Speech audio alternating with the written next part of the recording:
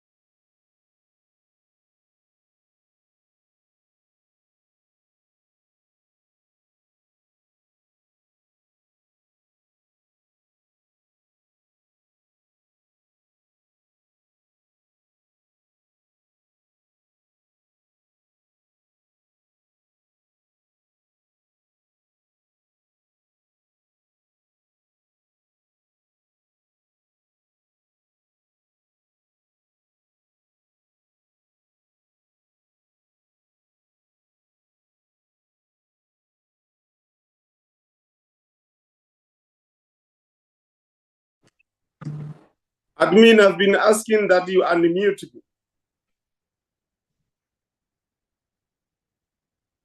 Honorable members, am I audible?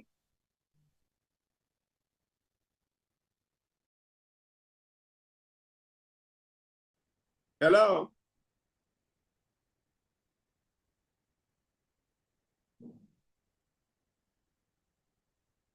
Hello?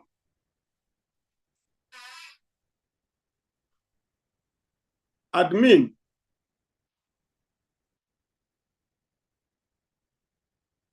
You are audible, Chair. Yeah, nobody's responding to me, so I thought maybe I'm not audible. Honorable members, you are welcome. This is now an opportunity for silent prayer or meditation.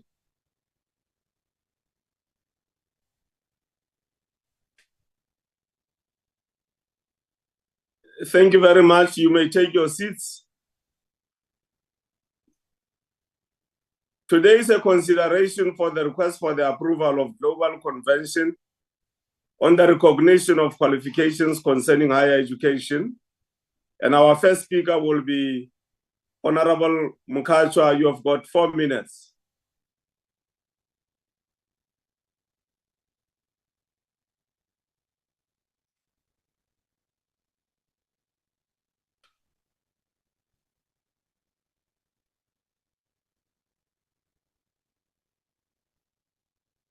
Honorable Mkachwa.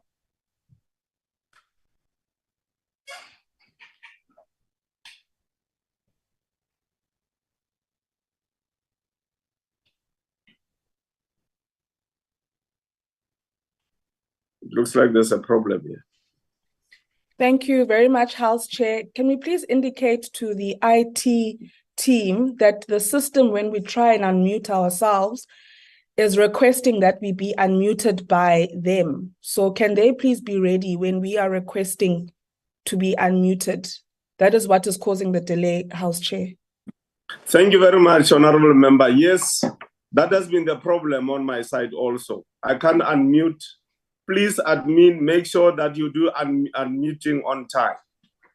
Thank you very much. Over to you, Honorable Mkachwa. You've got 4 minutes.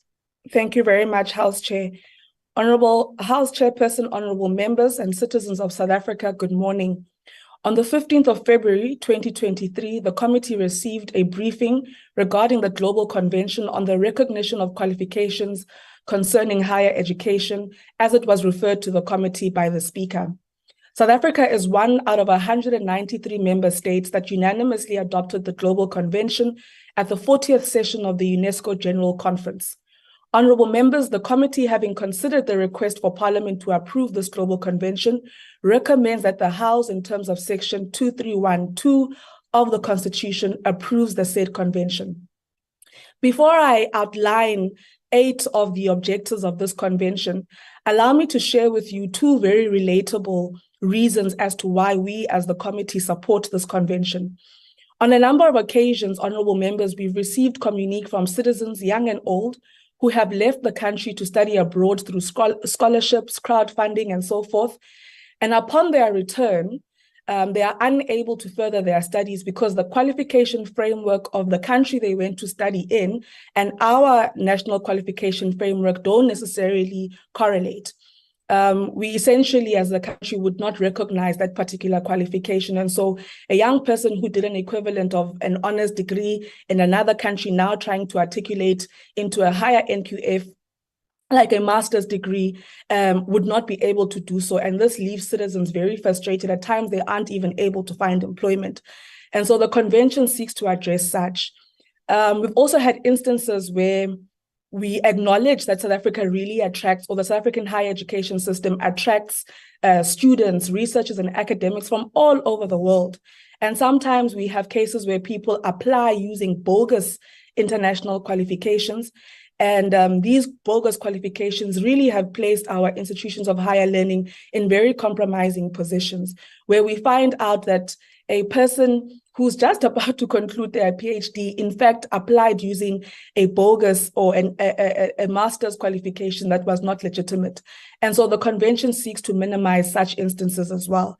But over that, the convention seeks to promote and strengthen international cooperation in higher education, to support interregional initiatives, policies, and innovations for international cooperation within the sector, to facilitate global mobility of students and researchers and academics, to provide an inclusive global framework for reliable and coherent recognition of qualifications, to foster trust and confidence in the quality and the reliability of qualifications through promoting integrity and ethical practices, to develop the capacities necessary for ensuring reliability, consistency, and complementarity in quality assurance, in qualification frameworks, and in the recognition of qualifications in order to support international mobility. It also seeks to promote the development, collection, and sharing of relevant knowledge and best practices across the member states, and to promote equitable access to higher education and lifelong learning opportunities for all, including refugees and displaced persons. Honorable members, our policies as South Africa have always been geared towards ensuring that South Africa's higher education sector plays a role in the international space. So the internationalization of the sector, if done correctly, can have huge benefits for local institutions and the country's developmental agenda, as well as exposing South African knowledge systems, which are really something that we need to laud ourselves as a country to the world. So we thus move for the approval, Honorable House Chairperson, of this convention. I thank you, House Chair. Thank you very much, Honorable Member. Our next speaker is Honorable King. You've got 5 minutes, Honorable Member. Over to you. Good day, everyone, and good day, Chairperson. 6 million students across worldwide are studying abroad, and more than half of these students are studying outside their region. The significance of academic recognition has become apparent with the growing number of international students studying in various countries. That has led to a rising demand to access foreign qualifications by local students, ensuring their equivalence with domestic qualifications. South Africa is a preferred country for international students, academic researchers, and many people seeking employment opportunities. South Africa is a signatory to the Addis Convention, UNESCO revised Convention on the recognition of studies, certificates, diplomas, degrees, and other academic qualifications in higher education in African states, as well as a SEDEC protocol on education and training. The emergence of these second conventions of regional recognition can be attributed to the regional integration, technological advancement, and globalization. These developments paved the way for the development of Global Convention on Higher Education, which was adopted by 193 member states at the 40th session of the UNESCO General Conference. This essentially became the first United Nations Treaty of Higher Education with a global scope. This convention came into force on the 5th of March 2023. South Africa, as a member state and ratifying this convention, can collaborate with other parties to foster mutual recognition arrangements, advance development of recognition tools, and access capacity, building opportunities, thereby expand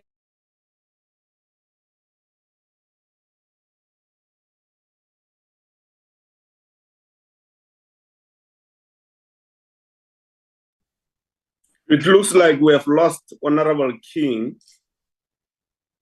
If our admin and our technical team can just check what may be the problem. Honorable King, are you back now?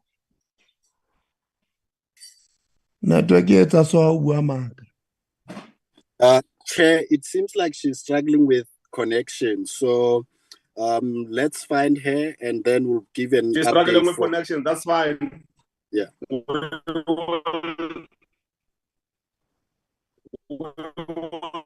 take our next speaker of the EFF for 4 minutes, then we'll go back to Honorable King. Thanks, Chair. EFF, I didn't have the name. Thank you. You've got 4 minutes.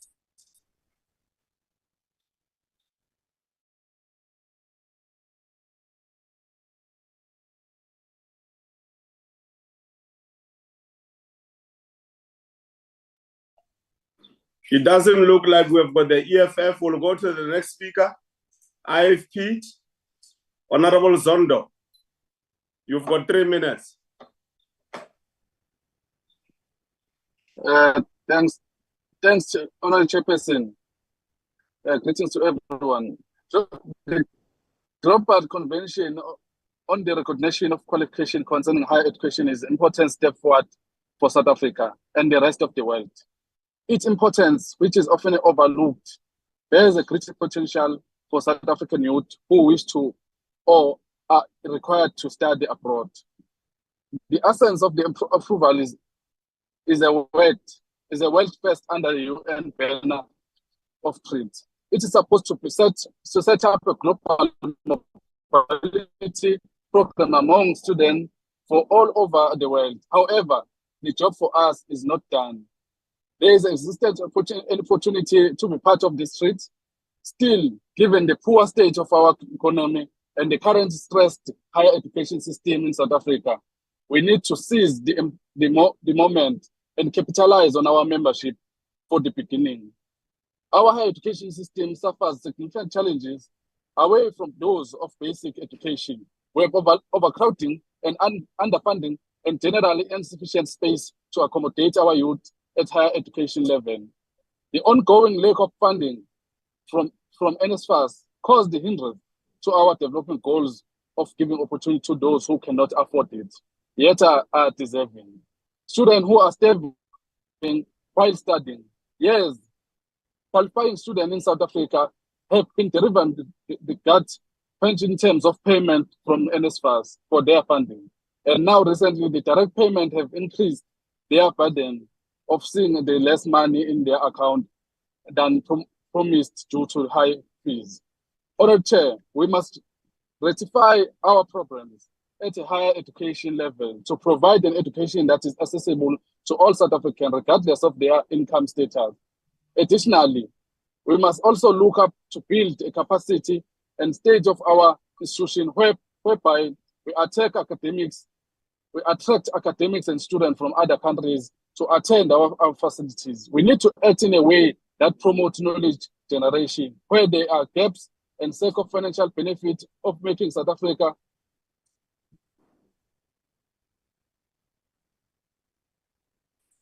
Okay, it just looks like we have lost you, but your time was up anyway.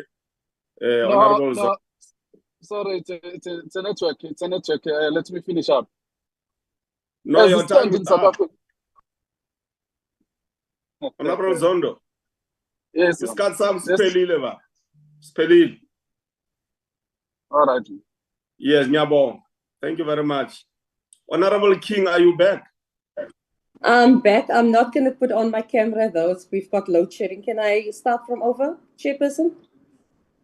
Yes, when you were offline, I indicated that you'll have to start from the beginning with your 5 minutes. I'll start now. Thanks, Chair. Thank 6 you. million 6 million students across the world are studying abroad, and more than half of these students are studying outside of their region. The significance of academic recognition has become apparent with the growing number of international students studying in various countries. That has led to a rising demand to access foreign qualification by local students, ensuring the equivalence with domestic qualifications. South Africa is a preferred country for international students, academic researchers, and many people seeking employment opportunities. South Africa is a signatory to the Addis Convention, UNESCO Revised Convention on the Recognition of Studies, Certificates, Diplomas, Degrees, and other academic qualifications in higher education in African states, as well as the Seta Protocol on Education and Training. The emergence of these second conventions of regional recognition can be attributed to the regional integration, technological advancement, and globalization. These developments paved the way for the development of the Global Convention of Higher Education, which was adopted by 193 member states at the 40th session of the UNESCO General Conference. This essentially became the first United Nations Treaty on Higher Education on the global scope. The convention came into force on the 5th of March 2022. South Africa, as a member state and ratifying this convention, can collaborate with other parties to foster mutual recognition arrangement, advance development of recognition tools and access capacity, building opportunities, thereby expanding influence and contributing to the international higher education community. The Global Convention sets out universal principles for fair, transparent, and non-discriminatory recognition of higher education qualifications. The Global Convention also facilitates the recognition of qualifications, prior learning, and study periods earned remotely, as well as promoting the recognition of refugee qualifications. The main objective is promoting and strengthening international cooperation in higher education, ensuring that academic recognition, quality assurance, and mobility resonate simultaneously, leading to a more accessible and global connected higher education. This convention is relevant as numerous countries aspire to become newer higher education hubs. Enhancing the recognition of qualifications offered by these hubs is crucial to bolster their appeal to both local and international students. This convention is also linked to the SDG 4, which aims to ensure inclusive and equitable quality education and promotes lifelong learning. However, South Africa's unresolvable load shedding crisis is infringing on the ability to offer quality education, and the approach to transformation in higher education is veering on the edge of racial exclusion, placing questions on the stance of equality in higher education. Recognition of higher education qualifications is dependable on a quality assurance system that is reliable and efficient, but SEQA is grossly underfunded and understaffed, which is creating challenges to have a faster turnaround time to approve international qualifications. What is also tainting our ability to attract international students is the brand damage that internationally recognized South African institutions to sort out the governance challenges are posing. We need to shift our mindset regarding online and blended learning, integrating them seamlessly into the higher education ecosystem. They should not be seen as merely contingency or backup plans for emergencies, but as essential and integral parts of higher education. And again, our lack of sustainable energy supply is hindering this criterion. Skills recognition play an important role in facilitating migration, particularly in countries that are facing labor shortages.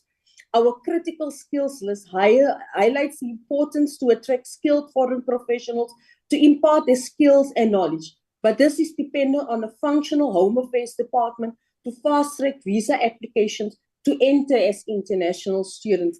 Implementation of a well-balanced policy is crucial to give credence to this convention. But the ANC will not disappoint us, with the socialist apartheid policies leading to increased crime, joblessness, and poverty. So South Africans, in 1994, you voted for your freedom. I implore on you in 2024. Honorable member, your time is up. Your time is up, honorable members. Thank you very much, Honorable King. Our next speaker for 3 minutes is Dr. Honorable W.J. Boshoff.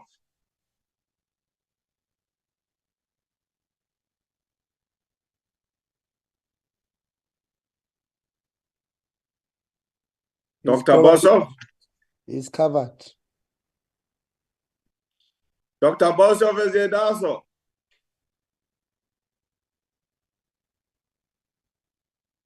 Dr. Boshoff.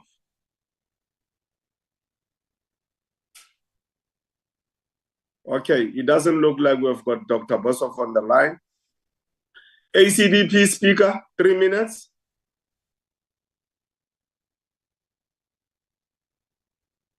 UDM, 3 minutes.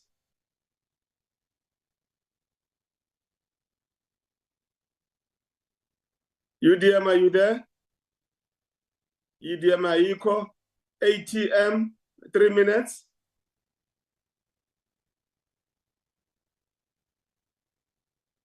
The ATM, Aiko, good, 3 minutes.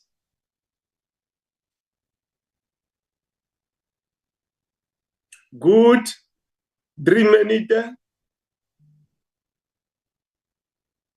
For the last time, good, 3 minutes. Okay. The Pan-Africanist Congress, 3 minutes. The PAC, 3 minutes.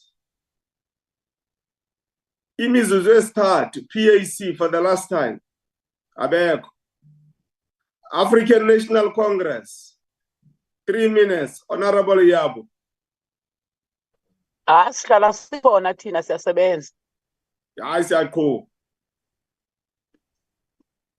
Honorable Yabu.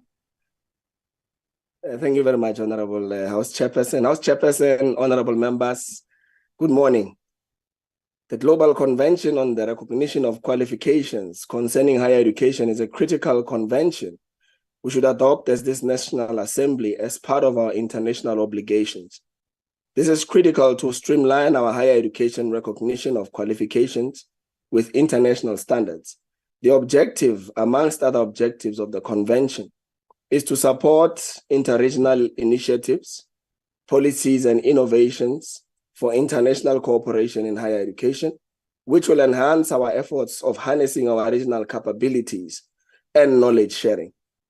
For example, South Africa has the most competitive higher education sector within the SADC region, and the convention advances cooperation which focuses on harmonizing various aspects, such as policies and innovation. We believe that this will ensure our country plays a critical developmental role in the continent across the various regions. Another key objective of the convention is to promote the development, collection, and sharing of accessible, up-to-date, reliable, transparent, and relevant information, and the dissemination of best practices among stakeholders, state parties, and regions. Our strategic focus as a nation has also been on strengthening South-to-South cooperation which will play a critical role in creating global equity and advancing the inclusion of knowledge and practices which have not enjoyed prominence. Our recent BRICS summit and its expansion to BRICS Plus will create a lot of opportunities for cooperation in line with the convention. Some countries in other regional areas in the continent have distinct capabilities, and the convention enables the expansion by sharing best practices in a leap from a silo approach to harnessing national capabilities. The convention has many obligations which will enhance our students' mobility globally and enable students in other countries to access our education system, which enhances the diverse nature of our higher education institutions, enriching the experience of our students. The ratification of this convention amplifies the need to streamline our own academic articulation framework as a country to enable interoperability of the recognition of qualifications across the university and vocational streams globally. As the ANC, we shall have engagements with the department to ensure plans are developed to give effect to the convention. As a nation, we pride ourselves on the competitiveness of our higher education system, and we ought to ensure our government adapts its system to global best practices. Ratifying the convention will make us join 22 nations who have already ratified the convention. We therefore support this report. Thank you very much, Honorable Chairperson. Thank you very much, Honorable Member. This concludes the debate, Honorable members. Just before we go to the next one, Honorable members, the next order, I would like to remind you that the virtual mini-plenary is deemed to be in the precinct of Parliament and constitutes a meeting of the National Assembly for debating purposes only. In addition to the rules of virtual sittings, the rules of the National Assembly, including the rules of the debate, will apply. Members enjoy the same powers and privileges that apply in the sitting of the National Assembly. Members should equally note that anything said in the virtual platform is deemed to have been said to the House and may be ruled upon.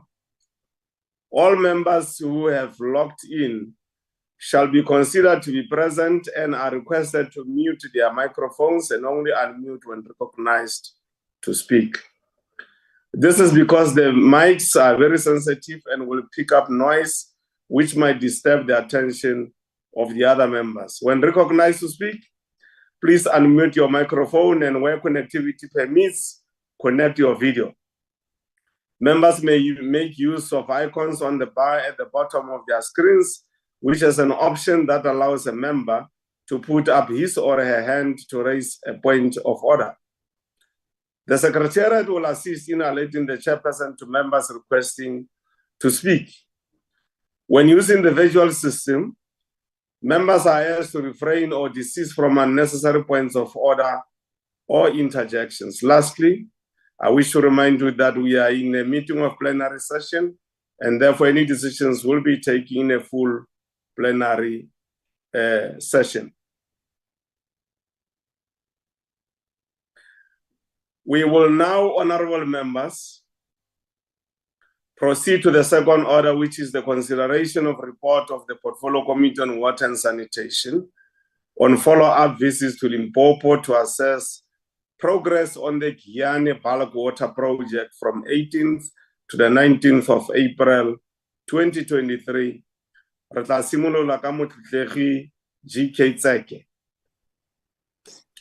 Thank you, Chairperson, Honorable Mahuma Pelo. Honorable Chair, the Constitution gives us the authority to oversee the activities of the Department of Water and Sanitation as the Portfolio Committee. Part of overseeing the work of the department is to receive reports and conduct oversight visits on the work done and make necessary recommendations on how best to improve the work of the government in ensuring that all citizens have access to clean and safe drinking water and adequate sanitation infrastructure. Project ya go tloga letamong la Nandoni go ya Nsami, Chairperson, e sale e simolotse ka ngwaga wa 2014. E nnile le mathata a mantsi mo go yona a bogodu le boradikonteraka bao ba senang bokgoni. Mathata a mang ke dimasepala tse di senang kitso ya mafaratlhatlha a metsi, ke ka moo mathata a lefapha a bonagala a go lela pele. Fa re bua yana, modulasetilo, the 40.5 kilometer Nandoni-Nsami bulk water pipeline that transfers raw water from the Nandoni Dam to the Nsami Dam has been completed, and it will benefit the communities of Vembe and Mopani district. The refurbishment and upgrading of the Nsami water treatment works was on course at that time, and the construction of approximately 325 kilometers of bulk pipeline to distribute potable water from the commanding reservoir at Nsami water treatment works to the reservoir supplying the Giyani, including the 55 villages, was on course. When we conducted oversight, water reticulation has started in the 24 villages with a completion date of June 2023. And members of the committee had an opportunity to visit some of the villages like Homu 14A and Homu 14B, and others where reticulation was underway. Boreholes that were drilled to assist communities in other areas were vandalized. We noted that most of the project's delays are attributed to community unrest, theft, and vandalism of government properties. We call on the law enforcement agencies to act swiftly against all those who are involved in corrupt practices.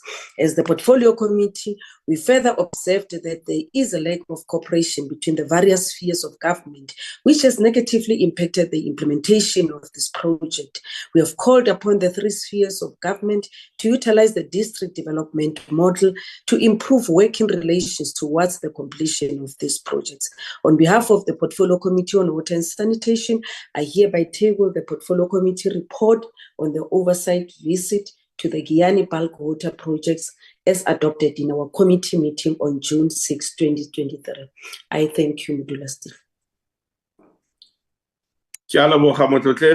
Our next speaker is Honorable Maybeck. Over to you, Honorable Maybeck.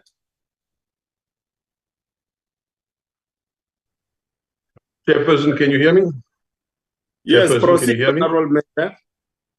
Thank you, Chairperson. My video is off with your permission because, Yes, again, with issues of load shedding. Baie dankie, Voorsitter.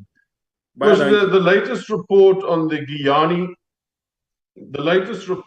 Giyani bulk water project is further testimony to the inability of water authorities to meet their constitutional obligations. And it does little, I'm afraid, to allay suspicion that the Department of Water and Sanitation itself remains in breach of its legislative mandate as derived from the National Water Act. The report concludes with no less than 9 recommendations, none of which are new or contestable. It says nothing that we've not seen or heard before, or that any reasonable person could possibly object to. The report correctly identifies all the known problems associated with water and sanitation in this country, from corruption and mismanagement, vandalism and wasteful expenditure, to incapacity and unaccountability.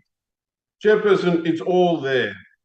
The report, inter alia, clearly demonstrates how the Mopani district municipality has failed in its constitutional responsibility to provide residents with access to water and sanitation services.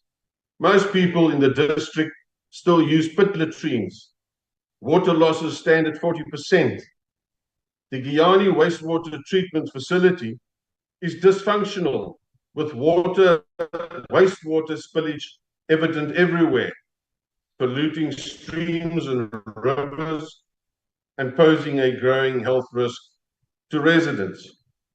In addition, Chair, the Giyani water purification plant is a shadow of its former self, running way below capacity and arguably reducing the entire Nandoni bulk pipeline project to an exercise in wasteful and fruitless expenditure. Why do I say that? Well, what would be the point, Chair, of bringing large amounts of water at great expense and over long distances to a water treatment plant which is essentially dysfunctional or struggling to operate at best? This project, which started in 2014, way over budget and years behind schedule, is now finally coming to an inglorious conclusion. And still thousands of people remain without potable water. The extent of water and sanitation mismanagement is an horrific scourge on the human and environmental landscape of this country. On a recent visit to the goldfields of the Free State, I saw firsthand the large-scale collapse of basic sanitation services. It is no exaggeration to say, Chair, that Welkom, which at one stage you will know produced 25% of the world's gold, that Welkom and its surrounds are gradually becoming one huge sewage pan. Naturally, it poses not only grave risk to human health, but also inflicts serious damage to the environment on a daily basis. Rivers like the Santrivier and its tributaries, along with virtually every stormwater canal, have been reduced to mere spillways for raw sewage. In short, Chair, it is places like Mupani District Municipality and the goldfields of the Free State and many other areas, I'm afraid, where the ANC's much vaunted district development model falls flat on its face. Honorable member, your time is now clear. The reasons we will now have our next speaker, which is the EFF. I don't have the name here. Let me take an opportunity and greet you, Chairperson, together with the members of the EFF and the President of the EFF, the Commander-in-Chief, and the officials. Chairperson, the committee took an extraordinary step to conduct a follow-up visit to the Giyani bulk water project.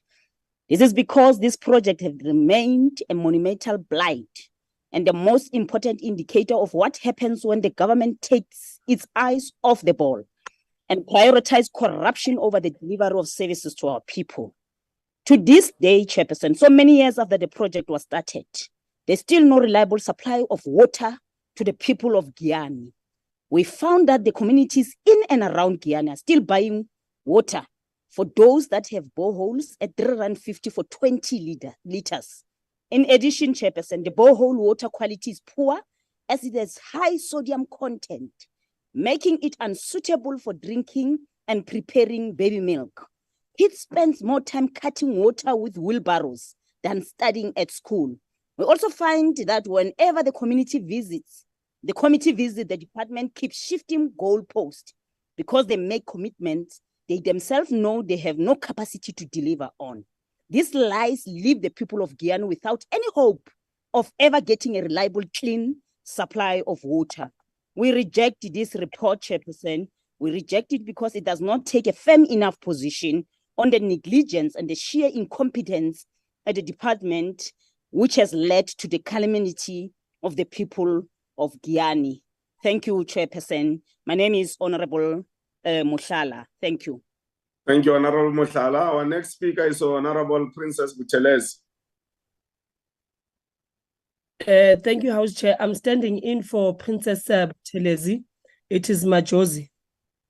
Oh, Tsolela Manis. Thank you, Honorable Chairperson. Section 27, Roman figure 1B of the Constitution guarantees everyone the right to have access to sufficient food and water.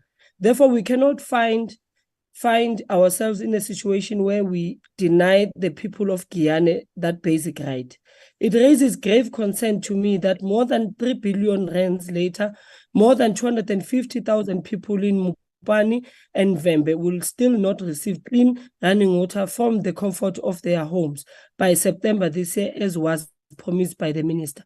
It is an embarrassment that this project, which had intended to provide clean, safe, drinkable piped water to more than 55 villages in the Limpopo Province, has been ongoing for more years and equally stalled from time to time due to corruption, fraud, mismanagement, and a blunted lack of political will from the government. It is unfortunate that the actions of those elected to power to serve the people are exactly what has led us here today, with no tangible progress made. Almost a decade after the inception of this project, over the years, South Africans have had to sit and listen to excuse after excuses as to why the project has not been completed. Recent residents, school-going, and the elderly sometimes find themselves without water for months on end. House Chair, or not only in this unacceptable. But not only this is unacceptable, but it is utterly inhuman to subject our people to such despicable conditions. Load shedding has been blamed for blunt and broken submerged pumps, which untimely have an impact on the functionality of the Giyani wastewater treatment plant. The COVID-19 virus has suffered the same fate. A lack of this and that has also been pointed to as the culprit, but the honest truth is that the government has failed to deliver on its constitutional obligation to ensure potable water because of the corruption by leaders who have turned public funds into their own personal treasure chest. With every passing financial year, government spends a huge amount of money establishing endless task team as part of the alleged fight against their own corruption, which has led to the stagnation of inter alia on this project. This failure is one of many exercises that provides to us, that the rest of South Africans, that the ability of political leaders in power to ensure the timeous and effective delivery of programs meant to provide life to our people is simply non-existent. I implore the department to refrain from over-promising and under-delivering. If certain self-inflicted factors have prevented the completion of this project in a span of 9 years, I am quite confident that we can all agree that a few months will not be realistically be enough. Your time is up. Your date is it not a clear. priority. The IFP accept the report. Honorable Member Kakulu. The next speaker is from Good.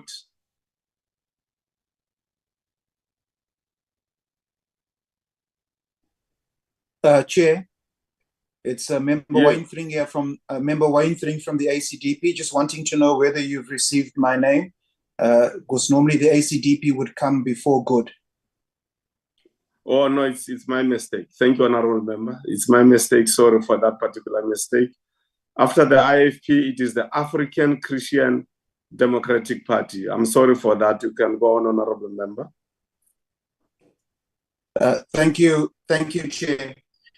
Honorable House Chairperson, the ACDP welcomes this frank report from the Department on the progress made and challenges faced in the Giyani bulk water project in Limpopo.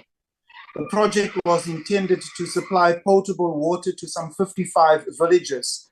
The Nandoni Dam was completed in 2005 to augment the Insami and Middle Letaba water systems in the greater Giyani municipal area. To date, the majority of the residents in the said 55 villages still use pit latrines and do not have sufficient access to potable water.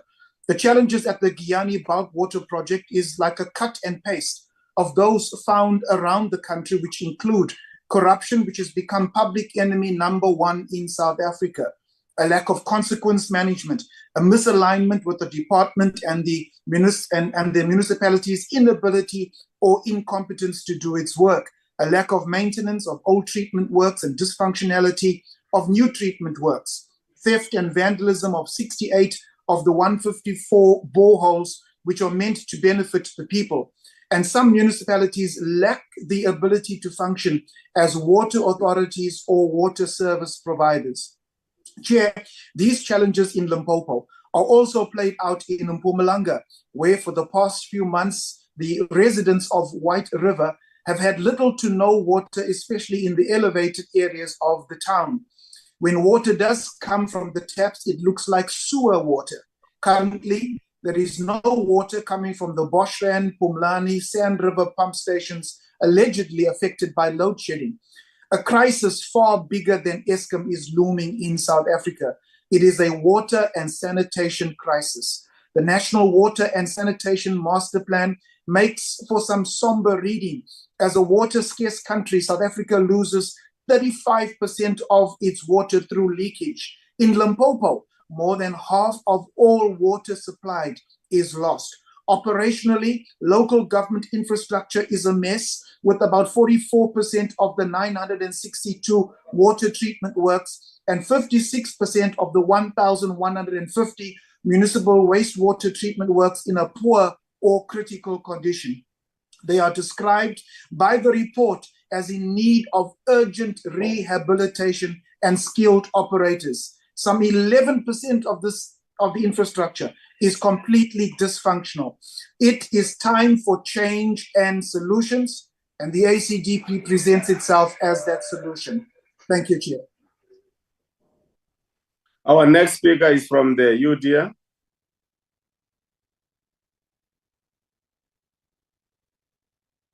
UDM, United Democratic Movement. It doesn't look like we have. The next one is ATM.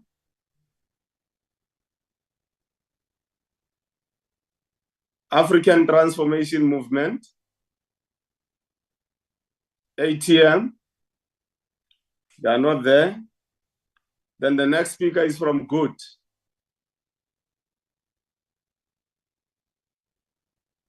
Good. No good. The next one speaker is Pan-Africanist Congress.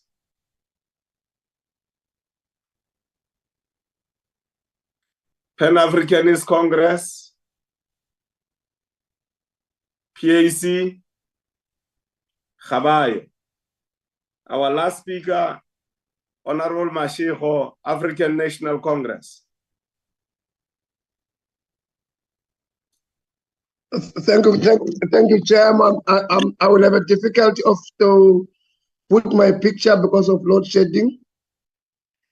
Honorable Chair, I think firstly we need to realize that the Department of Water and Sanitation purview in as far as water is concerned is to supply bulk water to the municipalities and for municipalities to reticulate the water onto the end user.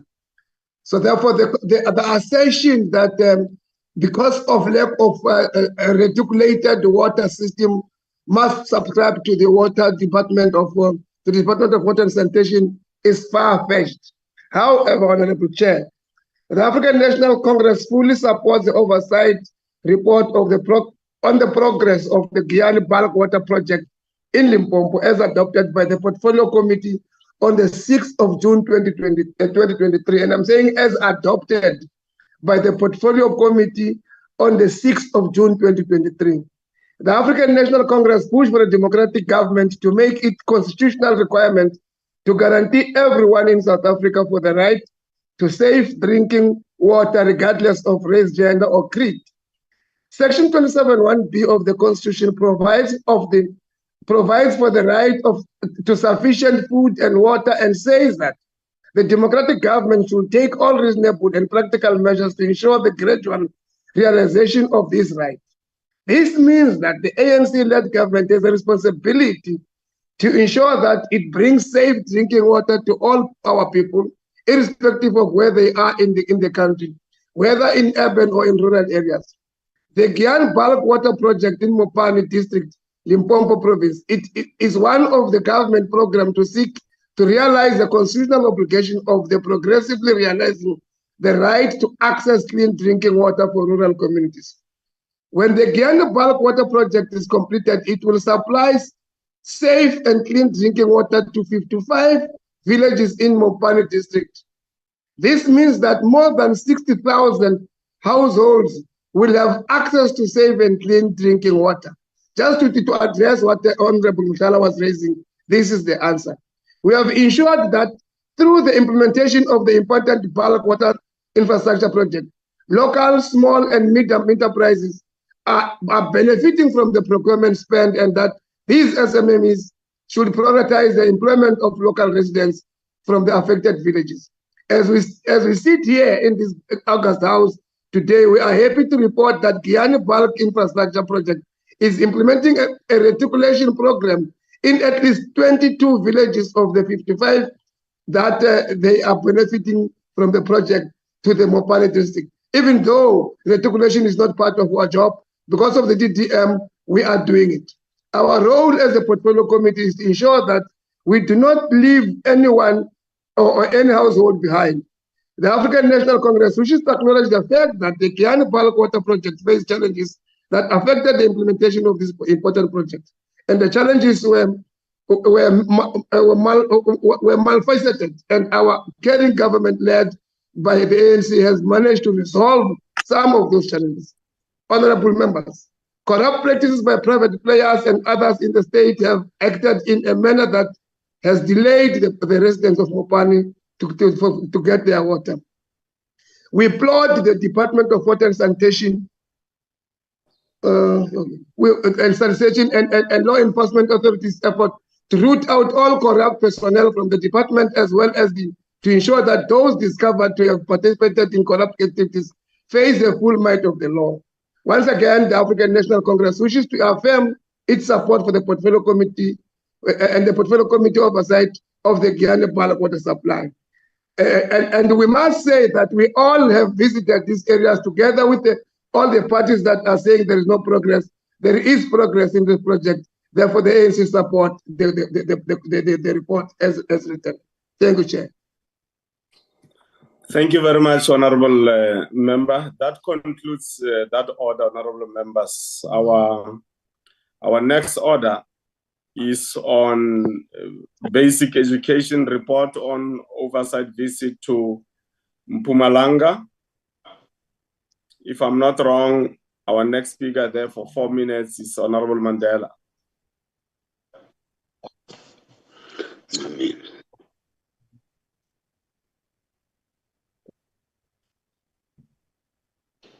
Is it Mandela on basic education, Chairperson? It should be Mpingo, Honorable Chairperson. Mandela is in agriculture. Mpingo Yes, is I in know basic education. that. I know. No. I have two lists before me here. I see it's Mandela on the other list. Yes, it's in Bingo. Kikaba. Over to you, my sister. I'm sorry. My apologies. Thank you very much. Good morning to you, Slalo, and the members on the platform. Chairperson, Mpumalanga is largely rural province, and we are tabling this report, making to understand that members must understand that the department is doing its best to transform the lives of our children for a better future. The oversight visit took place in Mpumalanga Provincial province from the 21st to the 26th of August. In 2022, we have visited 15 schools in four districts, which is Buhlabela, Ehlanzeni, Gertsibande, and Ngangala district. We ensured we visited primary schools, technical schools, and special schools. To ensure we have an involved visit, the committee was joined by the Provincial Portfolio Committee on Education, and we informed various education stakeholders such as school governing bodies, the South African Principals Associations, and the labor organizations. We must acknowledge that we have identified a number of challenges impacting various schools. There are several areas of progress which the department reported, and as a committee, we welcomed the progressive development, such as the partnerships of the Department of Upgrading Special Schools and working with Autism South Africa to train teachers to work effectively with learners with different disabilities. The department is also focusing on mental health matters and students' wellness. In respect of infrastructure challenges, the department has a program to eradicate all unsafe structures, including asbestos structures, and will support 30 ECD centers. The infrastructure backlog to eradicate inadequate infrastructure by 2030 was estimated at 40 billion rands. A total of 1,088 schools found inadequate sanitation facilities ranging from 1 toilet seat upward. However, the department reduced the backlog baseline from 1,088 to 345 after deducting 542 schools addressed since 2018-2019 financial year, including 45 projects that were withdrawn. Having engaged with the Mpumalanga Department of Education, the Portfolio Committee recommended that the Minister of Basic Education, in collaboration with the Mpumalanga Department of Education, amongst others, they need to ensure schools with infrastructure challenges received priority attention from the department. They need to ensure that they consider the budget allocation to be made for training development centers. They must ensure plans for a technical high school in every circuit is realized. They must ensure systems are in place to track, trace, and retain learners, especially those that may have failed or dropped out of the systems. They must ensure adequate engagement and consultation with relevant communities and stakeholders with respect to the rationalization or matching of schools affected by these communities. This included issues of scholar transport, teacher allocation, and budget, to ensure focused support for special schools with challenges with respect to shortage of teachers, classroom, and equipment for practical, as indicated by these special schools. Chair, in our concluding remarks, we want to say that one of the transformational leaders, Langi Tampa, once said, and I quote, "We have the ability to free negative mindset by eliminating our diluted minds so as to experience peace and see reality the way things are. We can also use obstacles we encounter to transform our adversity." Honorable member, I try to be flexible with you on the time, Shem. We hope you consider the report. Thank you very much, Chair. Thank you very much, honorable member. Our next speaker is Honorable Dandervalt of the DA. Good morning, Chair and colleagues.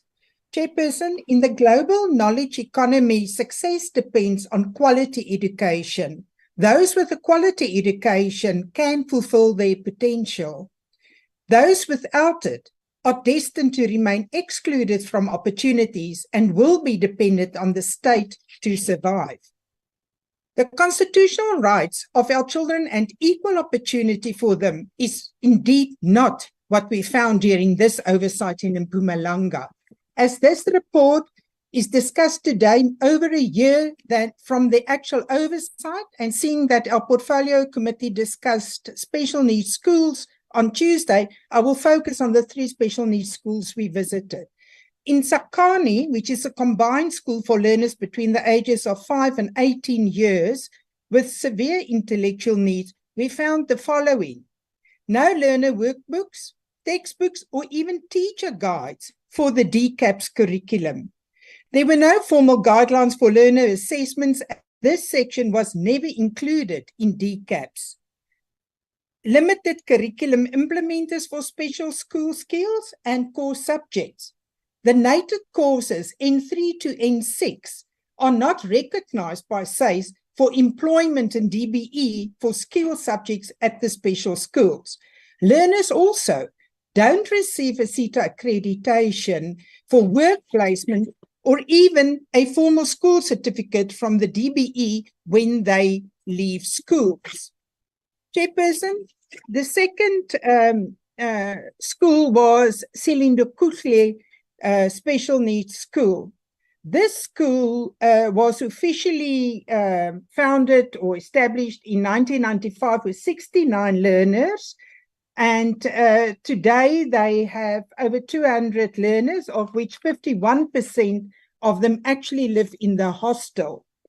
Now, there is around this area, not even close, a secondary school for the deaf and blind in Mpumalanga. They are in desperate need at the time for therapist assistance, and learners actually had to be referred to other provinces just for these therapist treatments and assistance as well. There was a major issue because these learners with their disability still had to make use of pit toilets. And water, a basic right, was a problem, as the borehole water in that area was not at all suitable for human consumption. There was no assistance from the local municipality. The school only enjoyed clean water for a limited time every second day. Currently, at that time when we did the oversight, water was being bought at 15,000 Rand a month. To date, by then, a pipeline has been connected to the school, but there has been no positive response from the local municipality. And Chairperson, a hostile supervision, there was no accommodation for them. How do we leave these kids on their own? Chairperson, there were no Braille textbooks in Foundation and Grade 7, especially Maths and Siswati. And we really found that there was a shortage of teacher assistants for the deaf phase. And they were in desperate need for Braille resources. Chairperson, we will never stop the fight for special therapists for children with special needs. And in our recommendations, we actually state that this school, in 60 days within adoption of this report, the things must be fixed. But a year later, are we now giving them another 60 days? A whole academic year has been wasted by now. It's really shocking from that province. And Chair, the last school is Tandukolo Special School. This school was in need of additional 6 classrooms, an OT room, and a school hall, as teachers were sharing classes and OTs in a very small office. There were too many learners in a classroom, Chair, and the department promised more classrooms with toilets and even the ground on which it would be built. There's a major shortage of workshops, and that was also promised to be addressed by the department. Chairperson, the school also had no kitchen to cook for their learners. In fact, they had to put up a Wendy house, which is, as we all know, a danger in itself when you are cooking. Chairperson, can you imagine? This is a school for our learners with severe intellectual disabilities. And it was quite clear that the Mpumalanga Department of Education has not been visited that school, as some of the challenges were recognized for the very first time only by that department. Chairperson, it's one thing to support a report where you write about what your findings was and you see for yourself and you can make recommendations. But what we can... I'm just closing, Chair. In what we cannot support is the rights of our children not being adhered to as per our constitution. Thank you, Chair. Bye, thank you. Thank you. Bye, thank you. Bye, thank you. Thank you very much, Honorable Member. I was surprised for Mandela over thank you because of agriculture. EFF, it doesn't look like we've got EFF here. There's no name. Chairperson. Okay, EFF, 4 minutes. Chairperson Martin goes here. Are you representing the EFF? Chairperson, yes. Martin goes, Chairperson, thank you. Yes, proceed, Honorable Ringo Madlingos. Thank you, Chairperson. Chairperson, the committee went to Mpumalanga to particularly assess the overall state of schooling in the province. We wanted to see if learners and educators are in school, in class, or in time, learning and teaching 7 hours a day, as pronounced by the President in previous State of the Nation addresses.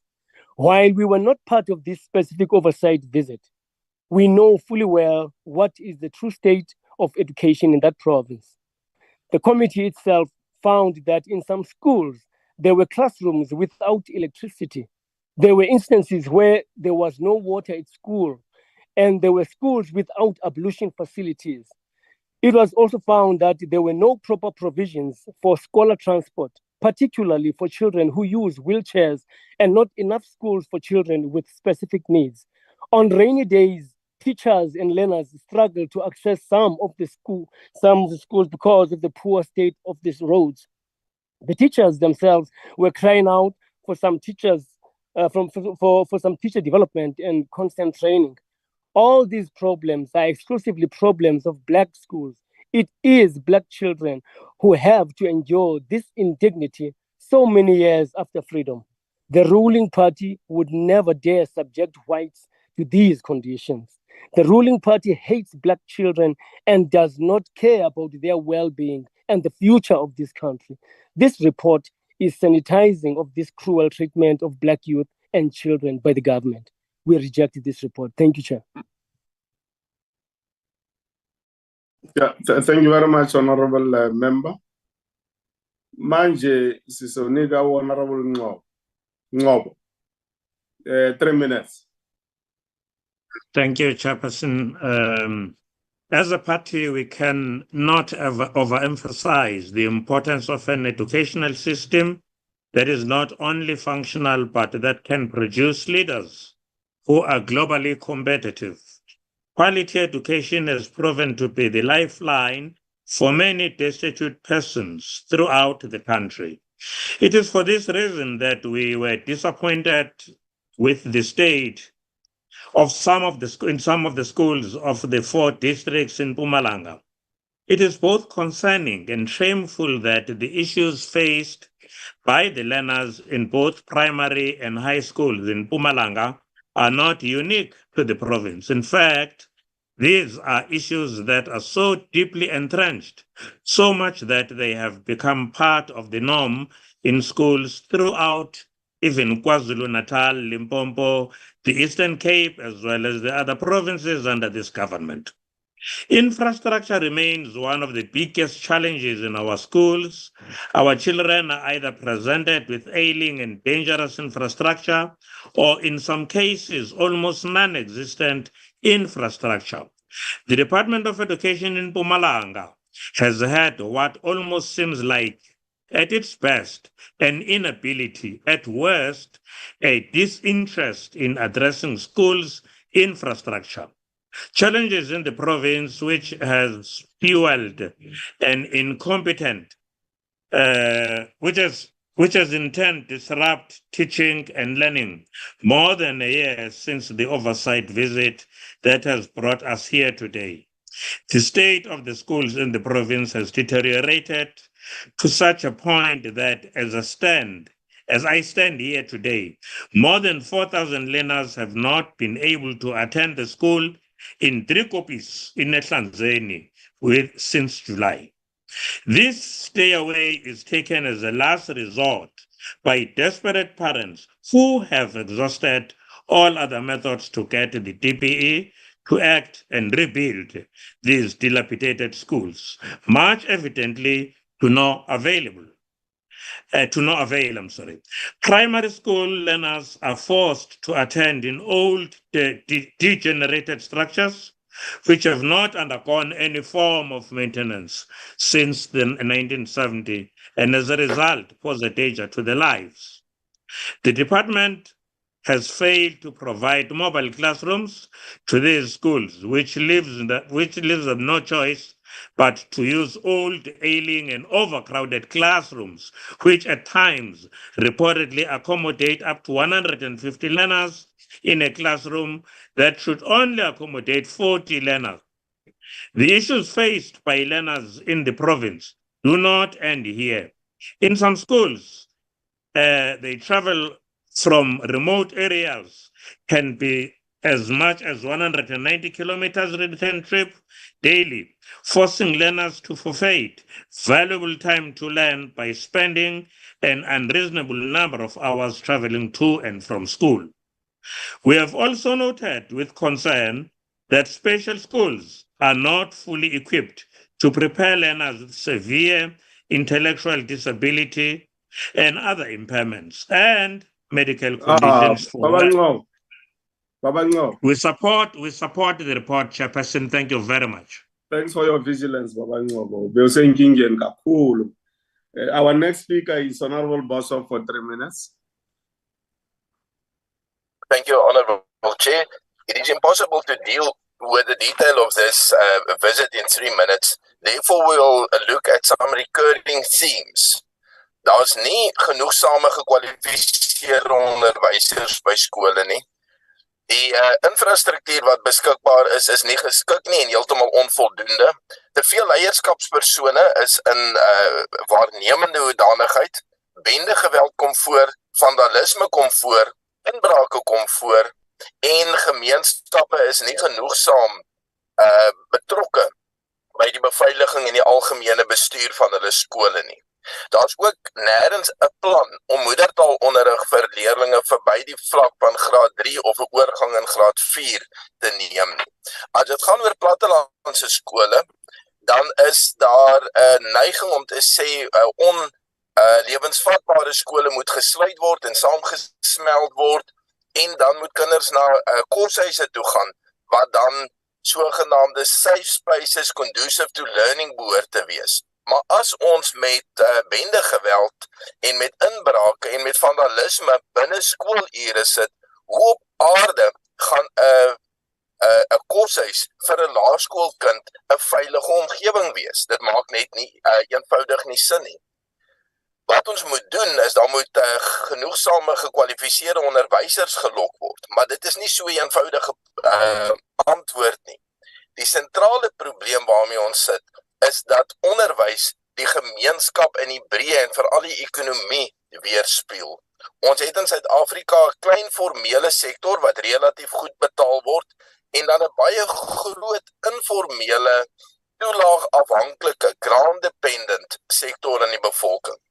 Nou, die onderwys is veronderstel om 'n oorbrugging te wees tussen hierdie informele en swak betaalde toelaagafhanklike groep na die formele groep waar 'n mens beter betaling kry en in die groter ekonomie opgeneem kan word. Dit lyk egter nie asof skole daardie rol vervul nie. Inteendeel, as ons na hierdie verslag kyk, verskans skole presies daardie rol om kinders wat uit die informele sektor kom presies daar te hou en om toegang na die formele sektor eintlik af te breek of onmoontlik te maak. Wat dan belangrik is dat onderwysers as professionele mense moet optree wat nie binnengevegte het, wat skool ontwrig nie, wat nie tipiese vakbond optrede volg nie, en dat gemeenskappe ooreed moet word om skole te beskou as die oorgang tussen die informele en die formele sektor. Ek dank u. Hello, dat was of UDM 3 minutes. United Democratic Movement 3 minutes. Okay. African Transformation Movement 3 minutes. ATM 3 minutes. Okay. Good. 3 minutes. The speaker from Good 3 minutes. Okay. The Pan-Africanist Congress of Azania, 3 minutes. PAC, 3 minutes.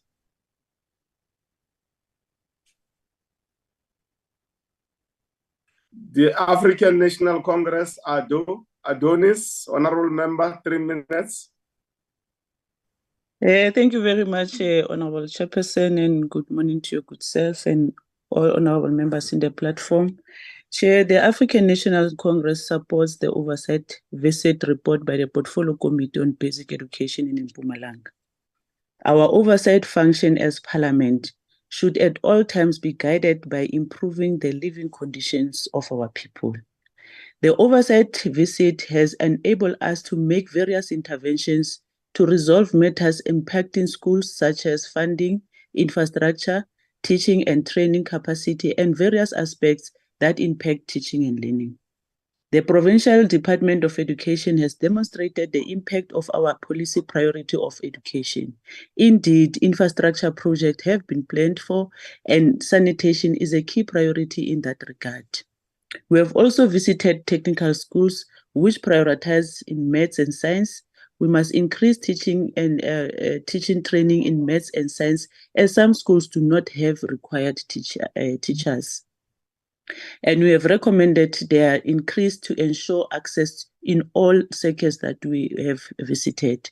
Focus schools are critical into advancing the three-stream model of our education system.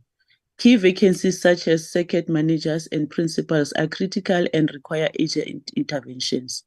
Though the scholar transport benefits many needy learners, its expansion is required, and the government should allocate more resources to make sure that they meet the needs of all the learners that requires the transport or scholar transport.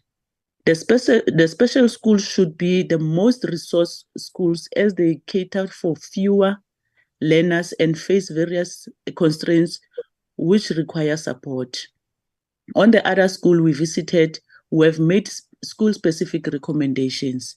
Like in Tsakani Special School, scholar transport should be prioritized as ensuring good sanitation facilities. For the Mpumalanga Education Development Centers, funding is critical and requires updated ICT facilities. In Ligete Technical School is impacted by over-admission, creating challenges of infrastructure. So there's a need also to increase infrastructure in that school. Overall, the recommendation of the report for all the 15 schools school visit, we made a positive impact, and we shall follow up on the recommendation to ensure the department implements interventions. A rejection to this report is to deprive the children of Mpumalanga of much needed interventions to improve the quality of teaching and learning. Chair, as the ANC, we support this report. Thank you very much. Thank you very much, Honorable Ado. Honorable members, that concludes that particular order. Our next order is consideration of report of the Portfolio Committee on Higher Education, Science and Technology on the 2021-2022 annual reports of the National Skills Fund, Services Sector Education and Training Authority, Insurance Seta and Construction Education and Training Authority. In that regard, our next speaker, first speaker of the day, will be Honorable Mananiso of the African National Congress for 4 minutes. Thank you, House Chair. Allow me to switch off my video due to... Yeah, we have confirmed and seen that it is exactly you. Now, Honorable, trying to check who is this honorable member. Honorable Jane Sebule. No, it's not Mananiso. There's somebody here who is out of order. Honorable Letsia, just switch off your... Just mute, please, Honorable Letsia. The person who's disrupting us is Honorable Ngobo. Yes, I was trying to get that culprit is Honorable Ngobo. Honorable Ngobo, restraint is important.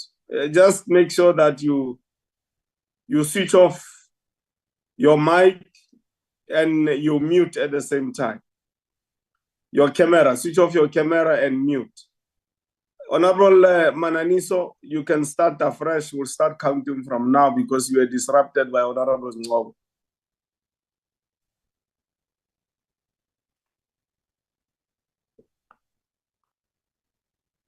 Honorable Mananiso. Chairperson? Yes, Chair. we did hear you that you will not be on camera. That is understandable. Proceed, Honorable Member. Okay, thank you, House Chair. Honorable members, the report by the committee assessed the National Skills Fund, Service Seta, Insurance Seta, Construction Education Training Authority annual reports for the 2021-2022 financial year, which was informed by the Auditor General assessment for the higher education and training portfolio performance for the year under review. The review of the entities showed that they had obtained qualified audit opinions. The committee was greatly concerned with many discrepancies as there were top contributors to irregular expenditure for the year under review amounting to 1.7 billion. Upon engaging the reports and considering the recommendation from the AG South Africa, the committee will closely monitor the entities on their performance and audit outcomes. The top contributors mentioned were the NSF, Service Seta, and Seta in irregular expenditure in the prior year.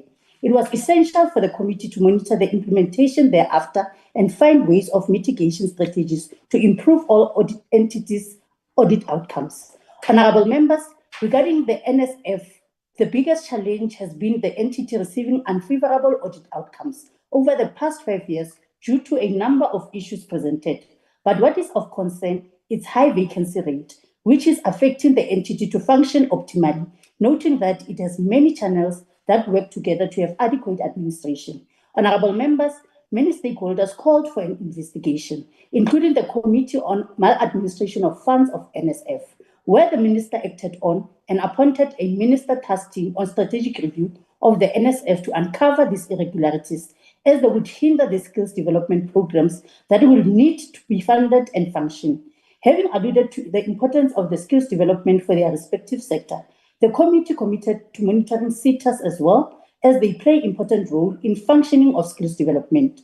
The committee further requested the revised audit acting plans to assist them in improving the failed audit outcomes. Honorable Chair, the report on the importance of the department involvement in assisting the committee reflects that there were recommendations to the department to develop an integrated management information system for Setas. This will assist in alleviating corruption related to the funding and implementation of the skills program. Amidst this, we note that Seta recorded as per 40% increase for 2020-2021. The report includes the process of NSFAS as an entity to take over the disbursement of bursaries offered by Setas. This will assist in issues relating to inefficiency and minimize duplication.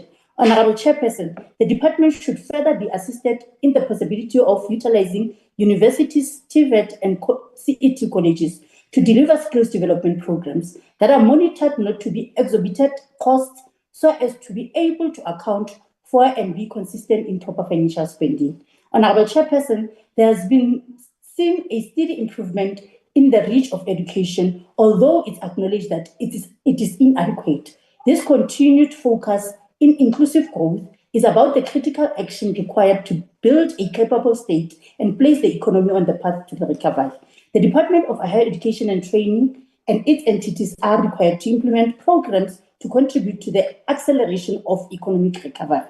Honorable Chairperson, as the Portfolio Committee, we would want the report to be considered and supported as a crucial tool for us to keep conducting our robust oversight and accountability in bettering the lives of our people. I thank you. Honorable Member, for the next 5 minutes is Honorable Kakao of the DA. It's Kakao, House Chairperson. Chair, my apologies. I apologize profusely for not pronouncing your surname correctly. Honorable Kakao. Thank you, House Chairperson. Chair, Honorable Mananiso is sanitizing the House, and by extension, the funders and beneficiaries of NSF and the Setas on today's agenda, those being the South African taxpayers. There is absolutely no way that the ANC can shy away from the fact that this entity and its Setas are not functioning optimally with tangible results that contribute towards organizational sustainability, a skilled and capable workforce for an inclusive growth path, and an improved post-school education and training system.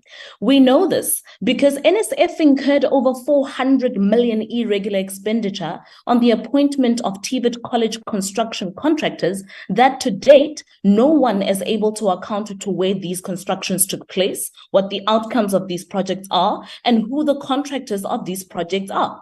All while infrastructure is collapsing at TVETs across the country, and while we have students living in NSFAS-funded shacks in areas surrounding the Letaba TVET College in Tzaneen. The entity is on a downward spiral. We see it in their lack of administrative and political will to at least meet performance targets that they set for themselves. In the 2018-19 financial year, they achieved 63% of their targets, the 2019-20, 56%. In the 2020-21 financial year, they achieved 23% of these targets. And then in the 2021-22 financial year, they only achieved 24% of their targets. Moreover, only 13% of the audit outcomes from the previous financial year were addressed. And so this points clearly to the creative, intellectual, and capacity deficiency that exists within this entity. The entity was meant to ensure that there were 35,000 NSF-funded beneficiaries who completed their education and training, but only 13,639 of them saw the light. They were also supposed to ensure that 10,500 NSF-funded learners completed their education and training towards occupation in high demand. But even there, they only achieved 4,000. And on the number of small, medium, and micro enterprises and cooperatives funded by NSF for skills development, they were meant to achieve 1,000, but achieved 0. Another 0 for the number of learners funded by NSF through SMMEs and cooperative skills development, 0 for the number of learners NSF funded who completed their education and training to the SMMEs and cooperative skills development initiatives. So they didn't even lift a finger. And so, yes, Chair, we are right. The ANC has never cared about the development and success of young people, and they never will. House Chair, the Seta was meant to ensure that in the previous financial year, 8,000 learnerships were completed, but failed dismally because only 262 of this target was met. A mere 3% achievement of a target that seeks to capacitate young people with the necessary tools for economic participation in a country where 7 out of 10 young people are unemployed, unable to put food on the table, and are hopeless. And as if this is not enough, the entity also failed at overseeing the completion of adult education and training for their planned 386 South Africans, because against this target, they achieved 0. All while the Seta's total irregular expenditure amounted to 2 billion rands, comprising of 1.8 billion carried from previous financial years and 138 million incurred in the 2020-21 financial year. House Chair, the insurance Seta has a total irregular expenditure that amounts to 18.9 million. Included in the reasons for this is irregular lease contracts and irregularities relating to contract variations. And so the bottom line here is that synonymous to the ANC's inability to manage funds correctly, there are a lot of dodgy dealings in these entities. Cadres are unable to produce successful administrative outcomes, and the ministry's leadership under Minister Blade Nzimande is not only poor, but lacks sobriety, vision, and compassion. Thank you, Chair. Thank you very much, Honorable Member. Our next speaker will come from the EFF. If I'm not wrong, is Honorable Ringo Madlingos. Thank you, Chairperson. Chairperson, the first question must be why it has taken this long for these reports to be tabled. We know for a fact that these entities have long been used as a feeding trap for the comrades of the guy in charge of this department. A short while ago, it was reported that the National Skills Fund could not account for over 5 billion rands that simply disappeared over the past 2 financial years. The forensic investigation that Mr. Nzimande promised to undertake in May this year will simply cover up this corruption because he knows that he has stuffed all these skill development entities with his communist cronies who use these entities to loot state funds. In 2021, he did the same thing and sought to appoint a private investigator instead of letting the SIU investigate these chronic corruption problems at the NSF. All these other Setas are no different. They have done next to nothing to build the capacity of their respective areas of interest for the past few years. The NSF and most of these sector education and training authorities need to be repurposed so that they align with the developmental aspirations of the country. A more urgent need, though, to remove Mr. Nzimande as the person in charge of these entities because he uses them to disperse patronage to his SACP cronies. Thank you, Chair. Thank you very much, Honorable Member. IFP for 3 minutes, Honorable Zondo.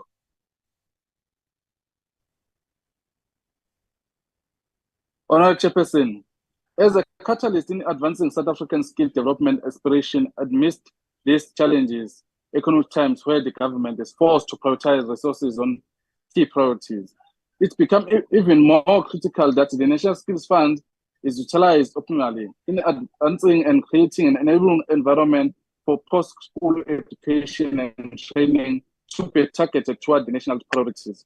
In the concept, this must be the continued funding of education and training initiative through provision of bursaries and scholarships for university degrees and occupation training programs within the public technical and vocational education and training TVET colleges. Important, including skills development, intervention focusing on the youth and small business, cooperative and rural development. Critical important is that the funding must provide education and skill training that is relevant to today's South Africa. Post-school training must be added not only to individual, but to his or her community and society at large. As we grapple with the ever mounting challenges of poverty, inequality, and unemployment, to achieve these goals and to bridge the gap between the education and employment, work integrated learning must play a key role. This is common practice and a requirement of our professional. Why it's not an artisan skill and post-educational development. Chairperson, we have recently emerged from a global crisis and pandemic. This period made to a difficult situation where before and event COVID must be worse. The NSF, Seta, and Insurance Seta, and Education and Training authorities can greatly assist in the reconstruction and recovery plan from our economy in the job creation, if it's aligned with our priorities areas that have been correctly identified for intervention. We cannot afford this target not to be met. We cannot afford fruitless and wasteful expenditure. We cannot afford the poor consequence management, material irregularity, and internal control deficiency. The IP support report tells that entities under the review action require change management. Chair, asimangani masibona wenza kanjena njengoba ngishilo ukuthi indoda ehlele esihlalweni kubukeka ngathi umthwalo ungaphezulu kwayo kufuneka siwethule kungaze konakale kakhulu kunalokho sekuyikhona khona. Thank you. Siyabonga ba. Freedom Front Plus for 3 minutes is Honorable Boshoff. In a previous life, I was involved in agriculture, and it was said that you need 2 things to succeed in farming. That is knowing what to do and doing it. Nou, om te weet wat om te doen, is die departement van hoër onderwys nogal goed. Daarvoor is daar wetskrifte, daar's dekadeplanne, daar's allerhande tekens daarvan, dat die departement 'n goeie idee het van wat gedoen moet word. Maar om dit te doen, is heeltemal 'n ander saak. Dit is waar ons vasval en dit is waar hierdie verslag oor die Nasionale Vaardigheidsfonds, die National Skills Fund en dan die Setas vir die versekering, die dienstebedryf en die konstruksiebedryf vir ons wys hoe daar eenvoudig nie aan die vereistes voldoen word nie. Hierdie geweldige groot bureaukrasie van 19 Setas en dan die National Skills Fund is in 2001 deur die vaardigheidswet, die sogenaamde Skills Development Act, tot stand gebring. En dit bring ons by een van die grondprobleme van hierdie hele saak. En dit is die revolusionêre benadering tot die samelewing. Ons het te doen met 'n regerende party en dan die tweede grootste oppositieparty, die EFF, wat graag na hulle self verwys as revolusionêres en as kinders van die revolusie. Nou die probleem met die revolusie is dat hy dit wat gewerk het en wat bestaan het eers tot nuut wil maak om daaruit iets nuuts tot stand te bring.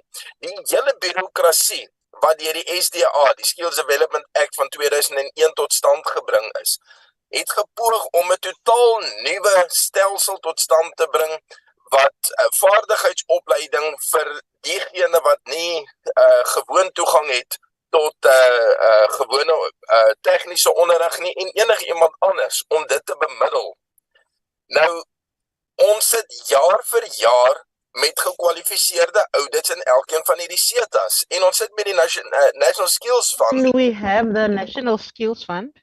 Wat ongeveer 2% van die totale Suid-Afrikaanse salarisrekening ontvang as 'n begroting. Wat gaan dan nog? Dit lyk vir my baie dieselfde as 'n kitsbank, want daar word nie 'n deurset gekry. Jou tyd is nou klaar met nie. Nee, ek het 26 sekondes oor. No, op my watch is ook jou tyd is klaar meneer, maar kry maar klaar. Goed, ek het nog 16 sekondes oor. Die punt is dat swak audits sê nie wat gebeur met die onderwys nie, maar ongelukkig is die onderwysresultate self ook glad nie goed nie. Baie dankie, 4 sekondes oor. Baie dankie. The next is for 3 minutes. Honorable member from the UDM. United Democratic Movement. No one. African Transformation Movement. 3 minutes. ATM. No one. GOOD for 3 minutes. Good. Good. 3 minutes. Geen pressie. The Pan-Africanist Congress of Azania for 3 minutes. PAC.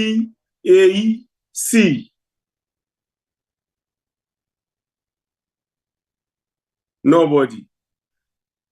Kobu kutlong ke sebaka sa hore re neelang dadeletsie motletlegelitsie go tswa mane wa African National Congress a re dele tabina dadeletsie sebaka sena ke sa gaonta. Thank you very much, Chairperson. Good morning to yourself and honorable members on the platform. Chair, to begin with, I think it is important to note that the Youth League of the DA, which is the EFF, did not read the report.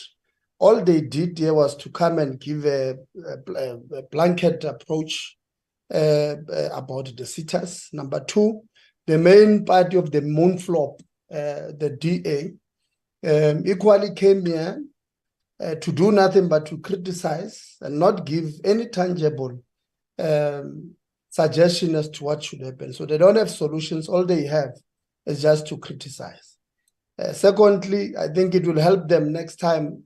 If you're not part of the meeting, at least go to PMG website and listen to the contributions made by members so that you don't come here and embarrass yourself like Honorable Khokhau was doing here. I mean, telling us that this is ANC enabled, whereas if she can just go and listen to the meeting there, I think she will come back with a different view.